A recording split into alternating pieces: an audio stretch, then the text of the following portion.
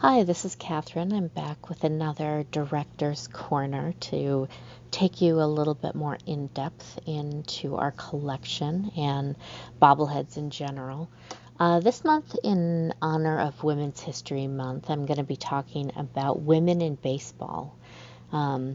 We can start with the All-American Girls Professional Baseball League. Those are generally the best known women in baseball, mostly because of the movie A League of Their Own, which came out in 1992. The 80th anniversary of the All-American Girls Professional Baseball League is this year. They started in 1943.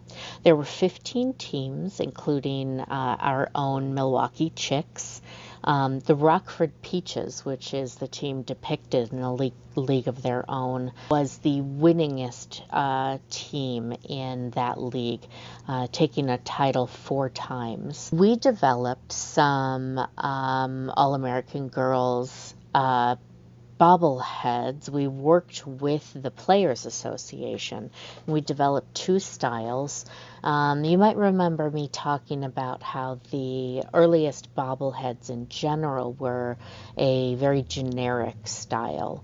They all had the same face. We decided to start out with that kind of style with our All-American Girls bobbleheads. So we started with the generic style, just changing the colors and the names to depict different teams. Then we moved on to specific players, such as Dorothy Harold Doyle, who was called Snooky. She was an all-star shortstop with the Rockford Peaches, and Doris Sams, who was an MVP pitcher with the Muskegon Lassies.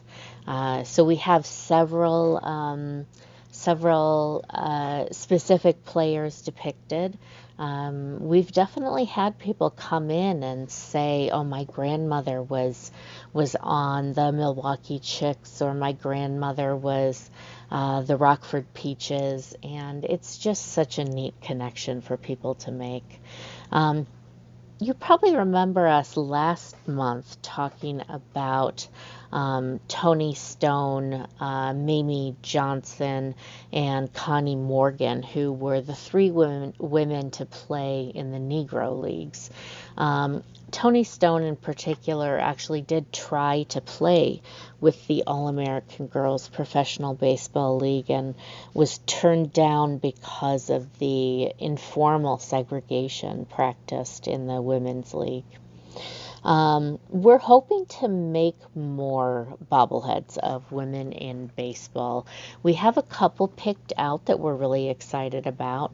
The first is Lizzie Arlington. She was the first woman to play for a professional men's baseball team.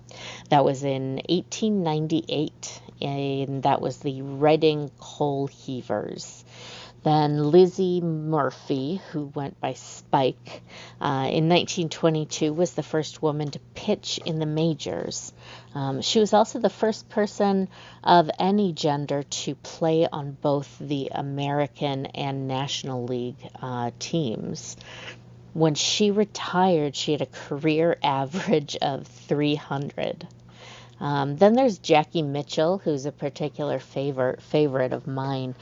She struck out Lou Gehrig and Babe Ruth when she was playing in an exhibition game. Babe Ruth did not take too kindly to that.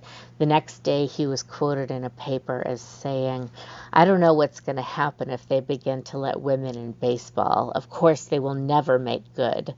Why? Because they're too delicate. It would kill them to play ball every day." He was not the only person with that opinion, of course. A few days after Jackie Mitchell struck out Ruth and Gehrig, the commissioner at the time, Kennesaw Mountain Landis, declared that women were unfit to play baseball because the game was too strenuous. Throughout its history, women have really proved him wrong. Obviously, there are amazing female ball players today, many in administration, front office positions for teams throughout Major League Baseball. It's becoming a lot more common to see women playing baseball. And it's something I hope to see in the future, that we can make a current player into a bobblehead from Major League Baseball. So that is our celebration of Women's History Month for today. Let us know if you have any suggestions for what I should talk about next month.